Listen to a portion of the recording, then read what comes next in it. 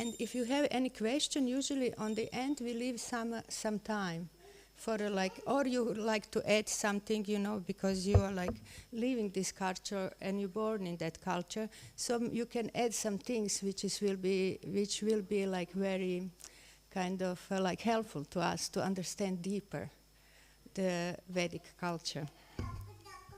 So maybe you can talk, you can tell us something, she is a special soul. Maybe she can give a little talk to tell us something more about Bhagavan, Sri Krishna. Om Namo Bhagavate Vasudevaya. Om Namo Bhagavate Vasudevaya. Om Namo Bhagavate Vasudevaya.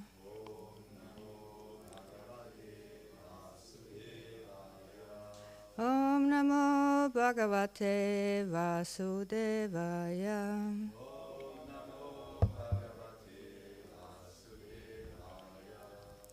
So, this morning we read Canto 4, Chapter 5, which is entitled as Frustration of the Sacrifice of Daksha. Are you familiar with the story of Daksha and Lord Shiva? Okay, so already I think already for a few months we are going through the pastimes of Daksha being blinded by the pride. He thought he is the greatest, and then he, in his blindness, he didn't saw the greatness of Lord Shiva, and because he see only his external qualities. Oh, he's muchi, he's unclean, and I even have to give my daughter to him because my father, Lord Brahma, told me that, but otherwise he's not fitting for my daughter, even that. So it was start some chapters ago, and culminate in Sati been absolutely disgusted with her father and behaving towards the Lord Shiva. And he gave a class to the lecture to his father. He said, you don't see how much opulence Lord Shiva has. It's uncomparable to what you do. But, he don't need to exhibit, he don't need to show off as you do, And because you behave so nasty, I don't want to have nothing of you, not even this body. So she just burned this body in ashes and go to the body of Parvati. So Sati here, she left, and Lord Shiva, when he heard that, he became really, really angry. So what he does, he took his hair, throw it down, and create a big demon. And so we are here now, reading.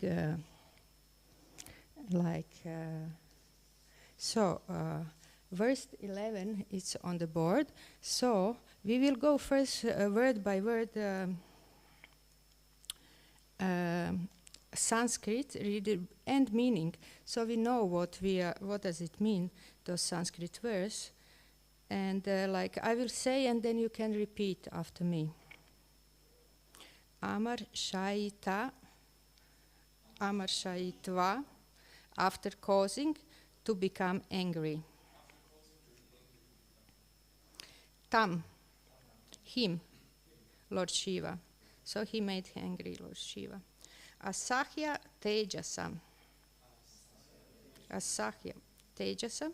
Tejas, you know what does it mean, Tejas? As well. Yes? Very good. Yeah, very good. Here is translated as effulgence. So Maya Tejasam means with an unbearable effulgence. Manuplutam, filled with anger. Here again we have anger.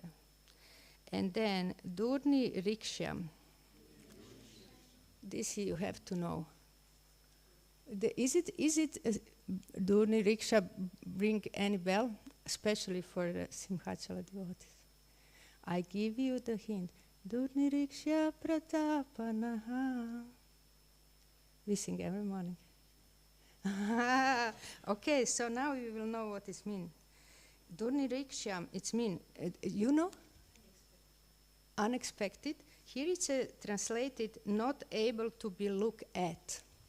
So he was looking, he was so scary that it was, wow, not able to look at. So this is one of the names we sing every morning for Lord Nrsimhadev. Durni Riksha Pratapanaha, isn't it? So now we know what does it mean. He's so scary that it's difficult to look at him. Durni Riksha. Brukutya. Brukutya. So bru, it's similar like English. Brows, it's called bru in Sanskrit. So brukutya means by the movement of his brows. By the movement of his brows. Karala damshtrabihi. Again, Karala. Do you have any idea what could mean?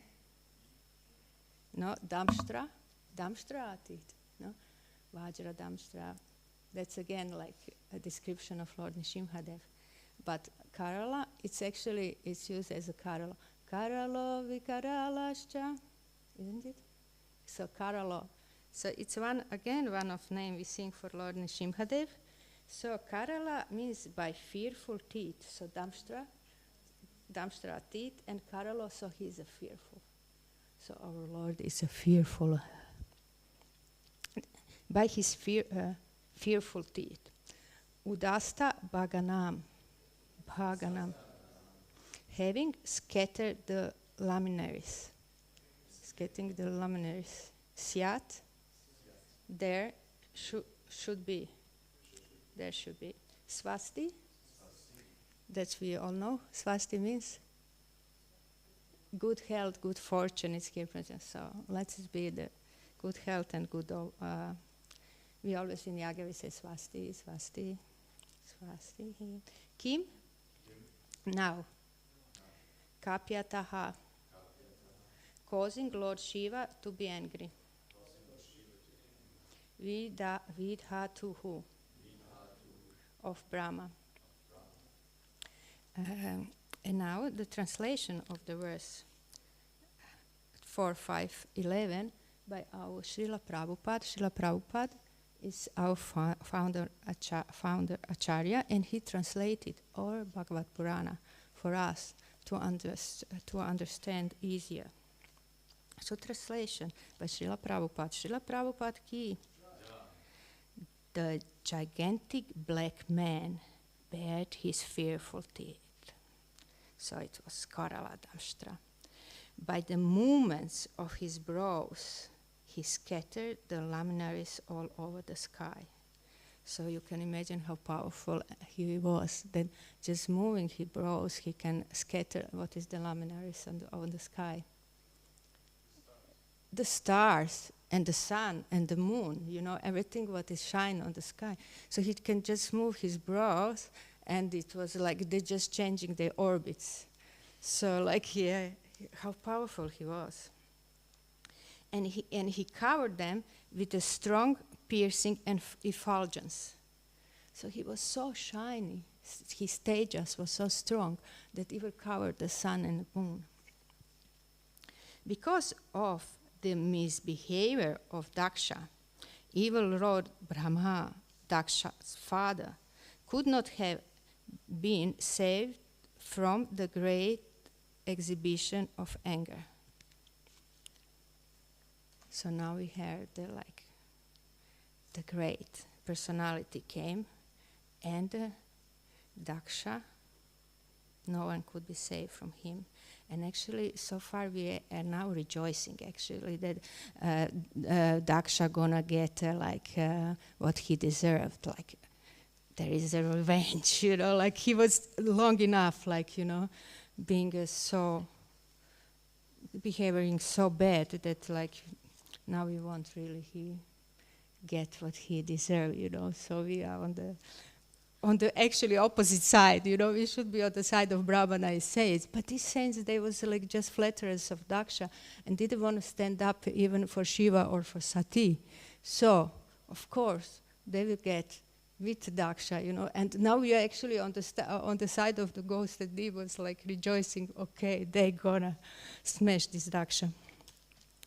Yeah, and like usually, if we have no purport for this verse, if our Srila Prabhupada didn't wrote anything about, especially about this verse, then we go read the next verse, which will be verse 12. So in verse 12, again we have word by word, Bahu, much. Evam, in this manner, Udvigna Drisha, with nervous glances, Uchyamane, while this was being said, Janena, by the persons assembled at sacrifice, Dakshaya, of Daksha, Muhuhu, again and again, Maha Atmanaha, strong-hearted, Utpetuhu, appeared, Utpata Tamaha, very powerful symptoms, Sahasrashaha. This, Sahasra means very good, very correct. The Sahasra means by thousand, but here it doesn't mean exactly thousand, but many, like thousands of, like by the thousands, so like many Sahasra. Bhaya, Avakaha, producing fear. This Bhaya word we know, yeah, like our. Bhakti Vedanta Swami Prabhupada, his name was Abhaya, which means opposite, means no fear, fearless. So he was Abhaya, fearless. Divi, in the sky, Bhumo, on the earth, Cha, and Prayak, from all sides. Translation. While all the people talk among themselves, and they was talking about like what's going on, the sky gets dark just by appearing this big demon, so everybody was like in anxiety. Daksha saw dangerous omens from all sides, from the earth and from the sky. So purport by Srila Prabhupada. In this verse, Daksha has been described as Mahatma. Isn't that surprising? The word Mahatma has been commented upon by different commentators in various manners. Viraraghava Acharya has indicated that this word Mahatma means steady in heart. That is to say that Daksha was so strong-hearted that even when his beloved daughter prepared to lay down her life, he was steady and unshaken. Actually, he was cruel. That means this here. But in spite of his being so strong-hearted, he was perturbed when he saw the various disturbances created by the gigantic black demon. Vishwanatha Chakravarti Thakura remarks in this connection that even if one is called Mahatma, a great soul, unless he exhibits the symptoms of Mahatma, he should be called Duratma, or degraded soul. Degraded soul. So this is much better name for a daksha, isn't it? Degraded soul, duratma, no mahatma, no great soul. But like surprisingly, why the Bhagavatam like call him here Mahatma? Is it something? But Bhagavatam is Potos Purana, so must be right. Let us see what's going on here. In Bhagavad Gita 9:30, the word Mahatma describes the pure devotee of the Lord. Mahatmanastu mam partha daivim prakritim ashritaha. A Mahatma is always under the guidance of the internal energy of the Supreme Personality of Godhead. And thus, how could be such a misbehaved person as a daksha called Mahatma? A Mahatma is supposed to have all the good qualities of demigods, and thus daksha, lacking those qualities, could not be called Mahatma. He should be instead called Duratma, a degraded soul. The word Mahatma to describe the qualification of daksha is used sarcastically. So actually the Bhagavatam taking a fun of daksha, and he's posing being Mahatma like he is actually Duratma. Before I speak, I will offer my respectful obeisances to all gurus who was there for us millennium after millennium to transmit this knowledge, so that this morning we can sit here and read from Śrīmad-Bhāgavatam. Om Jnana Timirandasya Gyanam Jana Shalakaya Chakshurum Militam Yena Tasmai Shri Guruve Namaha. And I would like to offer my obeisances and ask her for blessing our Ishta Devi from all Gaudiya Vaishnavas, Tapta Kanchana Gaurangi Radhe Vrindavaneshwari Vrishabhanu Sute Devi Pranamami Hari Priya. And I would like to ask for the blessing and give my obeisances to all the Vaishnavas, devotees of the Lord.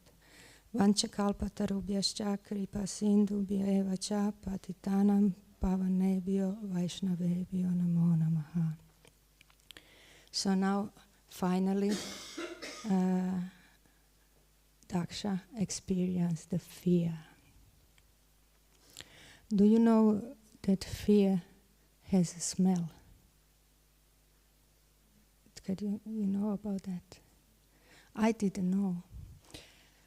But it was happening, the war in the country I grew up, and that country was a big country called Yugoslavia, and it's have a very nice relationship with India, because our vice presidents in that time, we had like leaders who decided like we don't want to be part of East Bloc. That was the time of a big fraction and like fear between Eastern Bloc was fear the West, and West was very much in a fear from the East, like who gonna first press the button and destroy the other side, even don't understanding that if you destroy anything on the earth, it will cause a suffering to you as well. It's going to come back. It's not you can destroy half of earth and other half will be untouched. So some wise presidents, like from India and from Yugoslavia at that time, and some African presidents, they decided we don't want to be part of East or the West Bloc.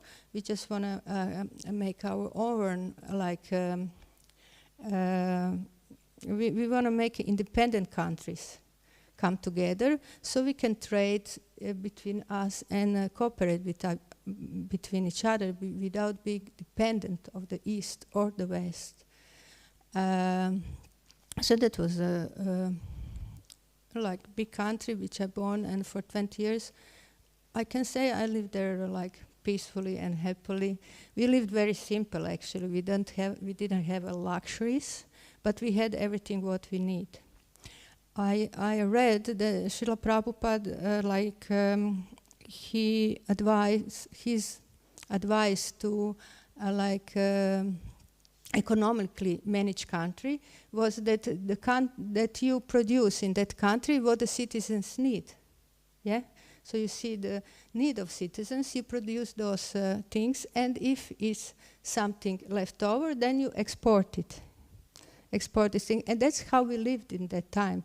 We had enough resources that we can produce everything what we needed, and then we will have a exchange with the countries like African countries, with India, and as well like student exchange. Like this time in Europe, you have a student exchange from other countries. So like we have lots of Indian students coming to study in Yugoslavia, and then it's like Yugoslavian students went to India or African countries. So I met a lot, like in Africa, we was traveling with Tribhuvannath Prabhu and preaching like in Kenya, Kenya, Tanzania, Zambia. So we travel in a Chinese, like all Chinese bus, and going to like town to town, country to country, like and doing Harinam Sankirtan. We did like stage programs, distributing prasadam and the books. But for each place you need like permission of local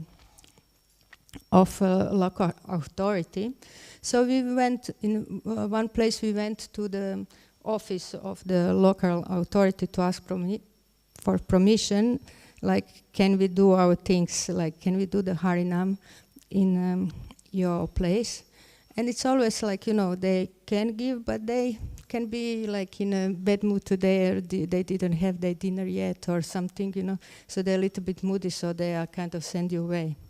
And we came in one place, and of course you need to like kind of bring your ID, so I had my passport.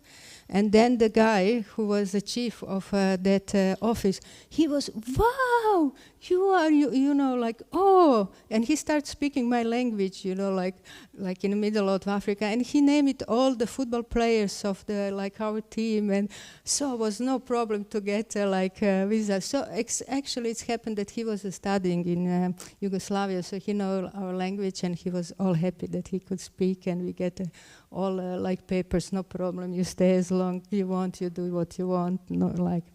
Was so nice. So it's like, and in a Nairobi temple as well, I met a devotee who speak my language, just African devotee who was studying there. So in that time, so it was a big country. And yes, I mean, we lived very simple, and devotees told me that Harikesh then Maharaj was saying that he had the best shopping in Croatia, in Yugoslavia then, because it was more simple, So he said he was needed a bath, bath shorts, to go to swim in a sea. And then he went in a shop, and he said there was one model, 3 sizes, small, middle, and large, and 2 colors. Like, not much headache, there was not much to choose, there was not 25, so you spend it. No, you just choose your side and the color, if you like black or white, and that's all, So I want to say we lived simply, but we have everything what we need, it was not unnecessary luxury in that time. But somehow, the same way, it's happened in India, in many countries, like Srila Prabhupada used to say that,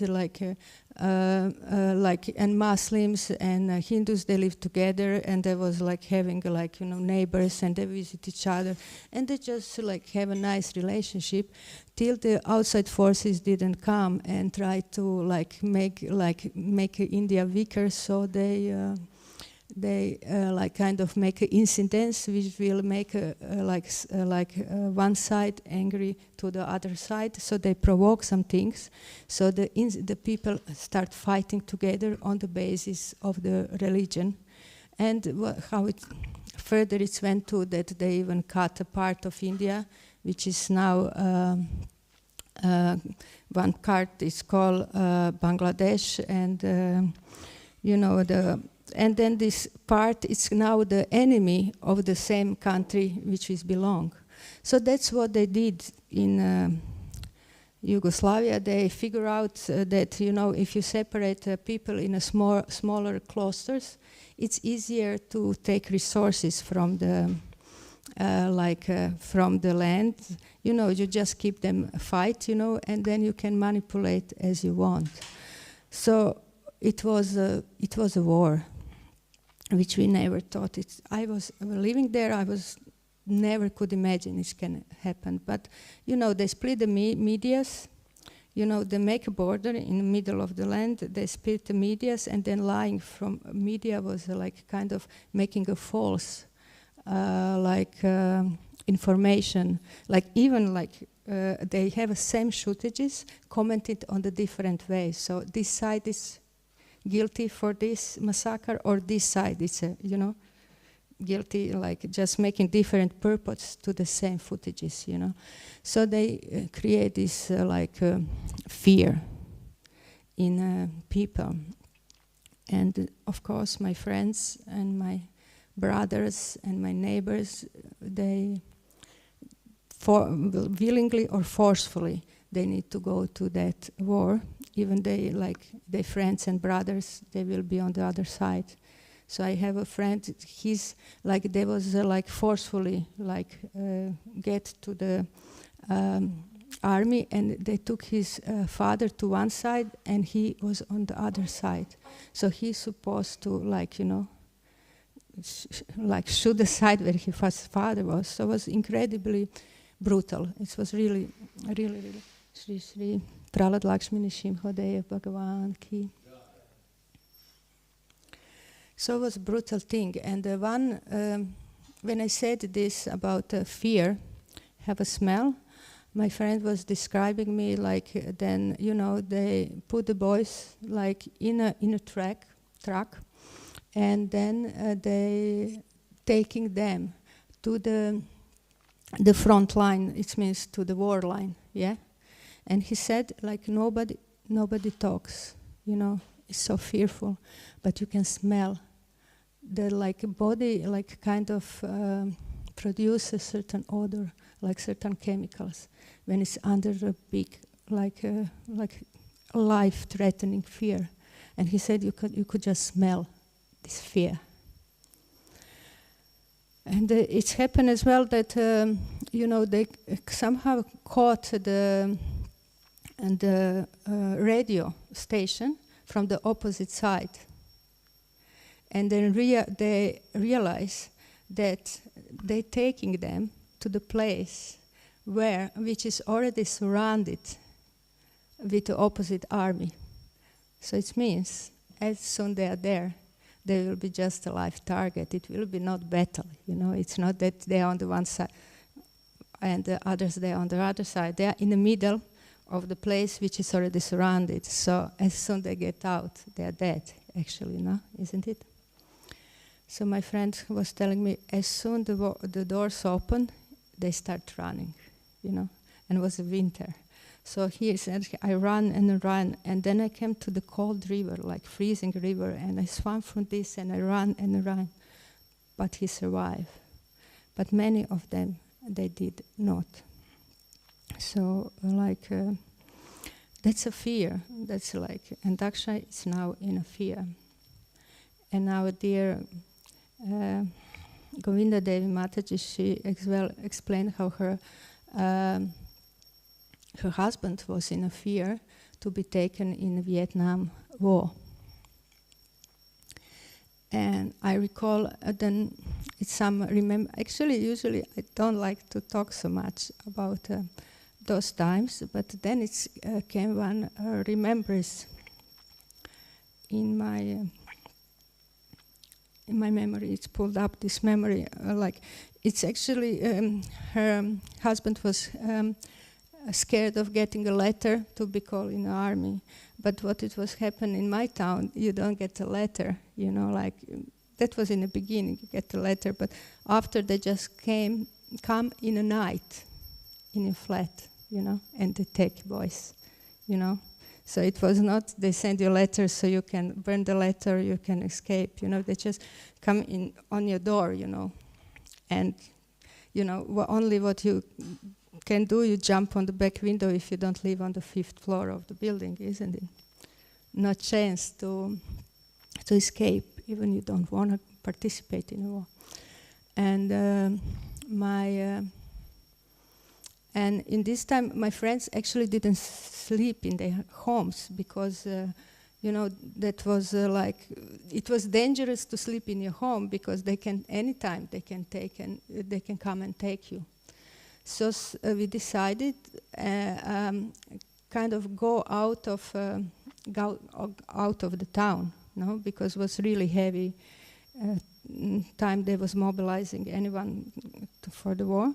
So we had a car full of my friends who was already on the list to go to the war, but they kind of, like their mothers, they say we don't know where they are, or something, because they didn't want to participate in this horrible thing.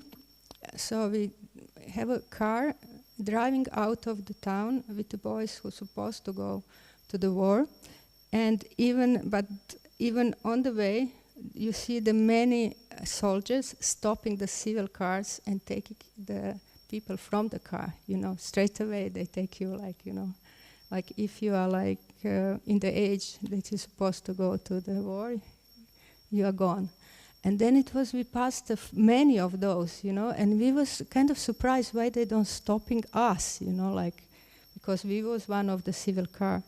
And in the morning, that was in the night, in the morning we realized actually, we were in a Dutch car. We have a Dutch car, which we have a plate, actually our plates are white and black, same like in Germany, isn't it? White, black plates, yeah? But the Dutch plates, they are the yellow, black, yeah? Colors, Because I heard they kind of make some investigation, how we say and they find out that it's black and yellow. It's seen better than black and white from some reason. So we had a Dutch plate, and the army vehicles in that time had the same color of the plates. So actually, this plate saved the life of my friends, isn't it? So we get, and yeah, so was. But that war made lots of devotees. Devotees was very active in those time. Even for the, it was very brutal and very cruel. And so some devotees was taken, and there is one story that they put a gun on the head of a devotee and telling him, now you sing, you are Hare Krishna, now you sing. And he started to sing a Mahamantra, and they were saying, oh, this is boring, don't you know any other song? And he just closed his eyes, and the first thing what came to his mind was a Samsara Davana. And he sang that, it was just, he gonna be dead any moment, And he sang it all through, and he thought, and then it was silence around him. Then he thought, am I already in Goloka Vrindavan, or what's happened, And he slowly opened his eyes and see all these men around him standing and looking like this at him. And one of them say, he's a saint, let him go. So he don't know what's happened. Is it Nrsimhadev came and threatened them all, or what was going on? But something changed their minds and their hearts. So they just saw that he's they just said, he's a saintly man, let him go, And yeah, so there is, but devotees was very active, and they were saying that Krishna was so close, Krishna was here. like during this wartime. Krishna was here. He was really here, you know. And there is as well a story of men. So there was some towns like was occupied, you know. So there was you have a shooting from outside, but as well to create a fear between the people.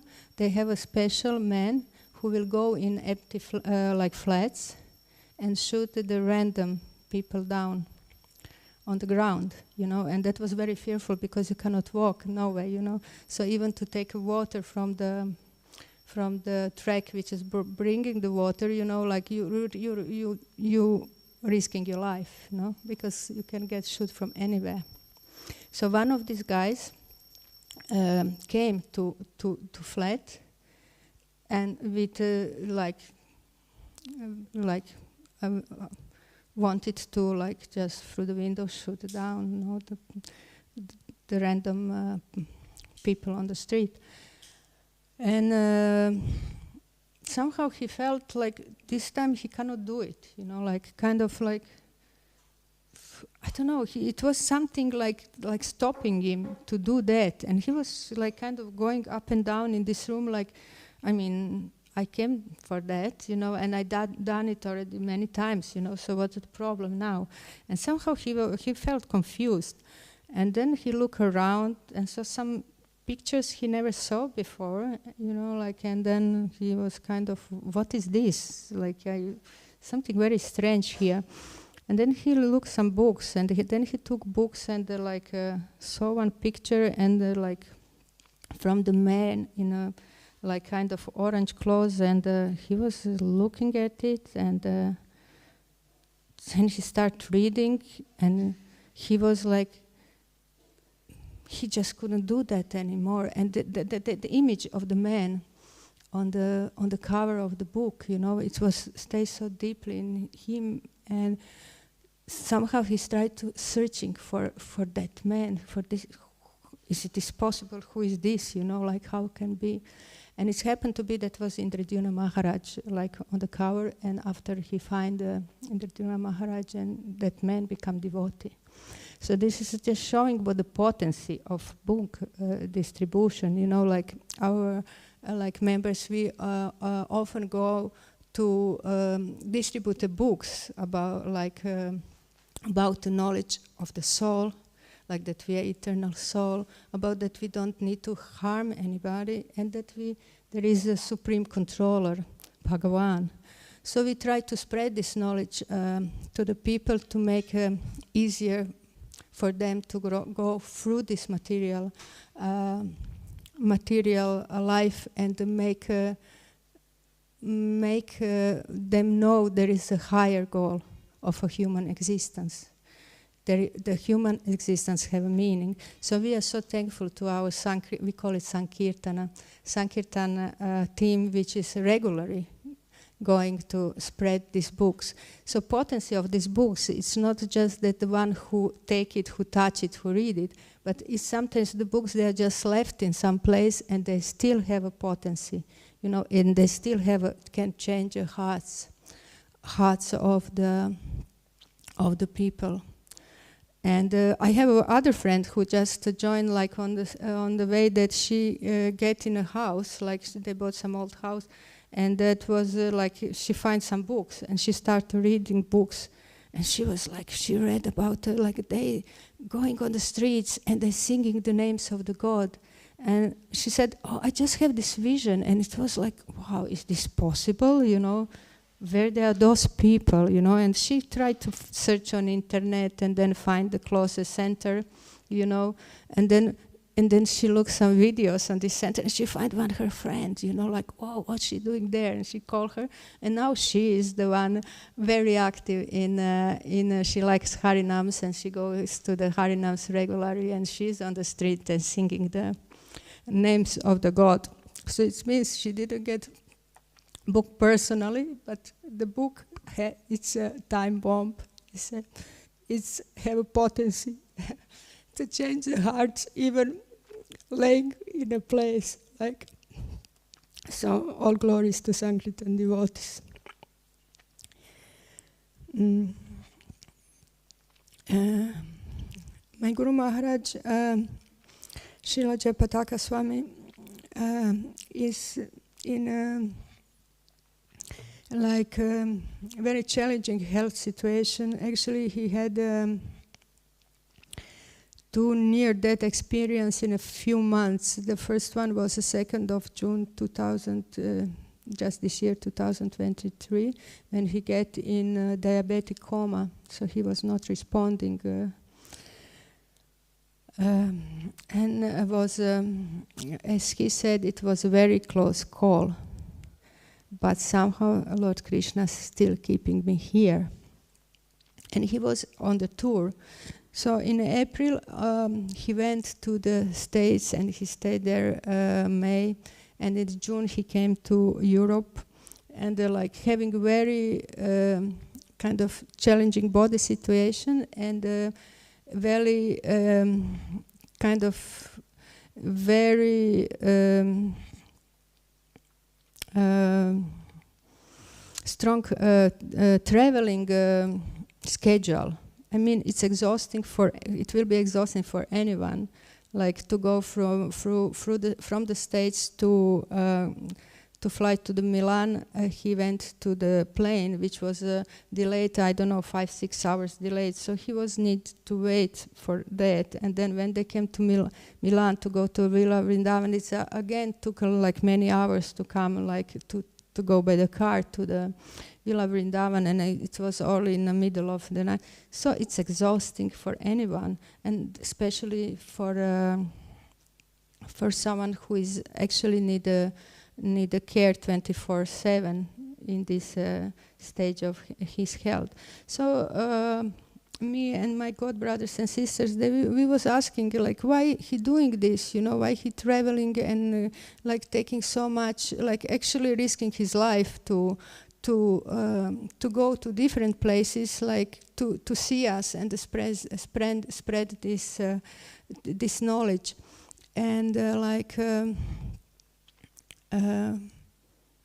he was asking, Guru Maharaj, we can come to Mayapur, Śrīmad-Bhāgavatam Dham, to Bengal, and see you there, you don't need to do so, so much traveling, it will be much better for your health that you stay on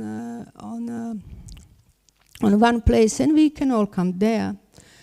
And then, we was puzzled, and we was kind of trying to persuade Guru Maharaj, take care, be on one place, stay just now taking care of your health is most important thing. But in a lecture in July, Śrīmad-Bhāgavatam class was in Śrīmad Mayapur, and Guru Maharaj told war story. Actually, he was as well when he joined Srila Prabhupada, when he came to Srila Prabhupada, and he said to his father, I am following something which have a really high moral values, and it's good for all humanity. I do something good for all humanity. And when his American father heard, by the way, very rich father, when he heard that he's in a Hare Krishna movement, he said, I'm gonna send you to the Vietnam War, So he was very angry. So father was threatening him to send him to the war. And then Guru Maharaj asked Srila Prabhupada, what should I do? My father threatened me to send to the war. So Srila Prabhupada said, okay, now you join Krishna army. You stay with me. From now on, you are Krishna soldier. And Guru Maharaj done that, and so far. And in that class in month ago in Śrīmad Mayapur Dham, Guru Maharaj talks about a Nepali soldier who it was a general of Nepali army and they were fighting British. And it's happened that the Nepali general was wounded on the way that his belly was cut open. So he get out.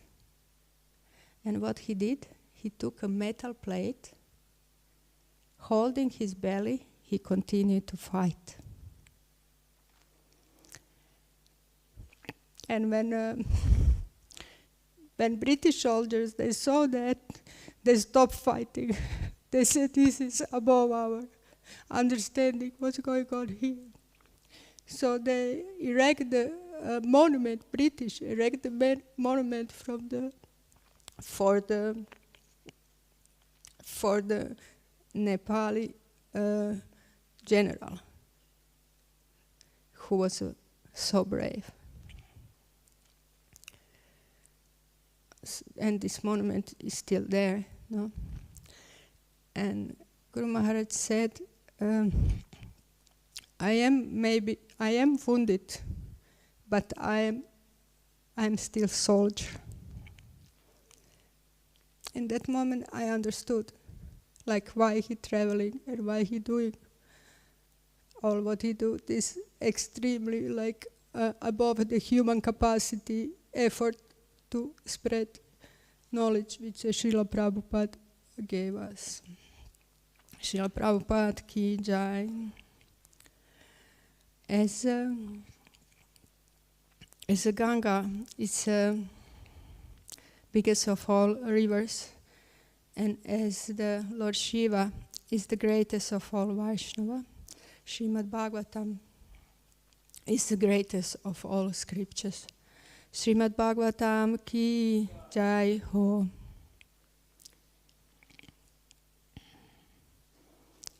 Thank you very much.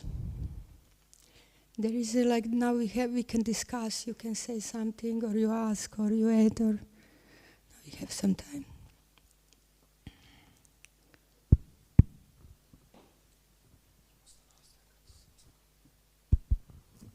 Thank you, Mataji.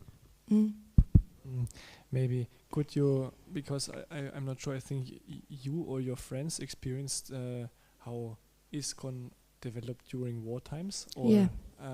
Can you maybe tell us something about how preaching Krishna consciousness during some very hard circumstances in the world, whatever it may be, is? Yes, actually this like hatred between the two sides, which was like one country before, and like we was like friends, relatives, and family actually came mostly through the media, yeah. But as Srila Prabhupada taught us, we don't watching a TV, we don't reading the newspapers. So we devotees are naturally not contaminated by these like influences and the ways of manipulation. So we never thought that our, like what is supposed to be other side, they are like our enemies or whatever. So devotees was cooperating from all sides, you know. So we will have on the program on one side the devotees from like what should be the opposite side, which was a kind of dangerous, you know, for those people like to go there in between the like hatred, hatred via the mass population. But we had the programs, like many of my friends, they they join in a wartime. There was a famous Nityananda band. So in the war times, they will go like and making a concert. They're making concerts in different places. So the strategy was they will send some Sankirtan devotees in the front who will send the tickets for the concerts, you know. So they will go even in the schools. They can come to the school, you know. I said, we have one fantastic like concert of Oriental music. You will like it, you know. This is a ticket, it's very cheap. You just come, you know. So they have they had the bigger like kind of audience than the very famous singers of their time. And then it's like they told us that these famous singers were saying, oh no, this is not possible. They have so many people on their concerts. It must be like kind of editing, you know, like they just edit like video like this, you know, that is showing that it's so many people that now no one selling so many tickets, you know, because it was a war.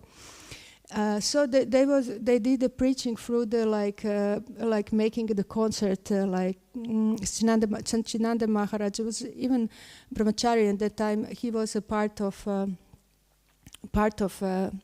that that tour of Nityananda band.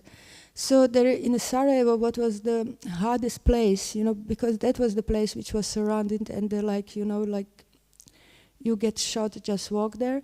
They had like glorious devotees who they did prasadam distribution. They had a Sunday feast, you know, and one of the devotees, like I think it's your god brother, the god brother of Thakur Haridas.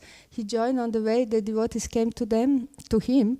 And like he was in charge of one space which devotees want to get to make a program. And then he thought, okay, you know, like I'm gonna make some money here, you know, like, and he was already calculating, you know, having the numbers in his head. But when he started talking to devotees, you know, then like after 1 hour of talking to like how they're doing this just from the pure heart for benefit from all, and what is their mission, and especially when they gave them the prasadam cookie, he said, I was out of this world. I forgot already that I want to charge anything, you know, like, and like I was like, wow, mesmerized what, like, you know, that these people in this dark place, you know, in this dark time when it's the hatred was so much cultivated, you know, by the media, like there is a people who want to do something good, you know, for everyone without any like desire, like they desiring nothing for themselves, you know, they just want to help to everyone.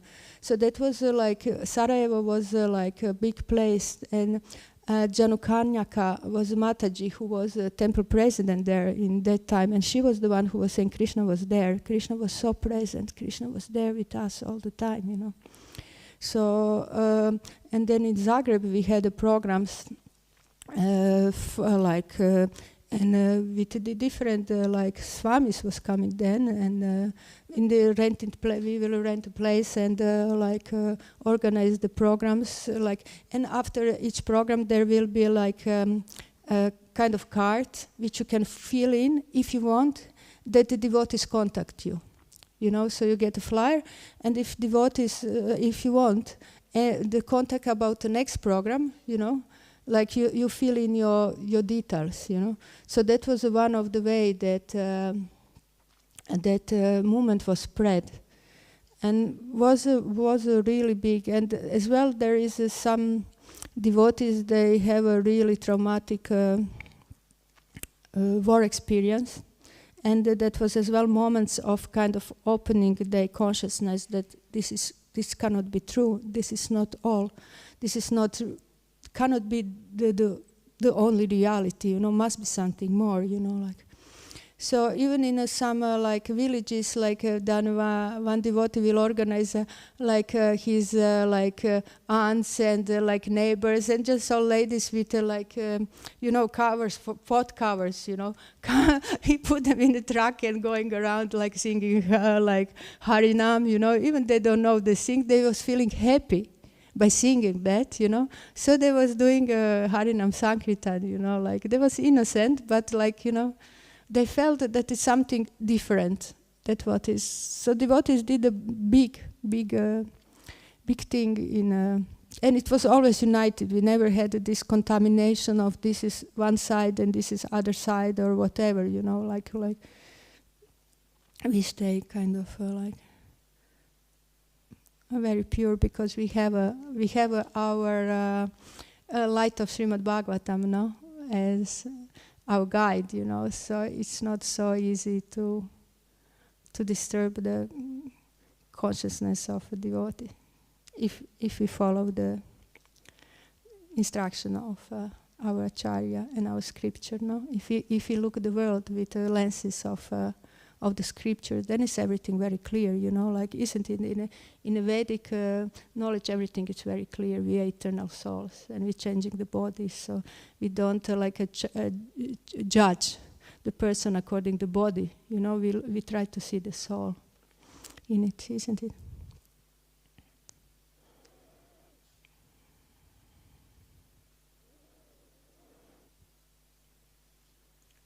Thank you very much for coming.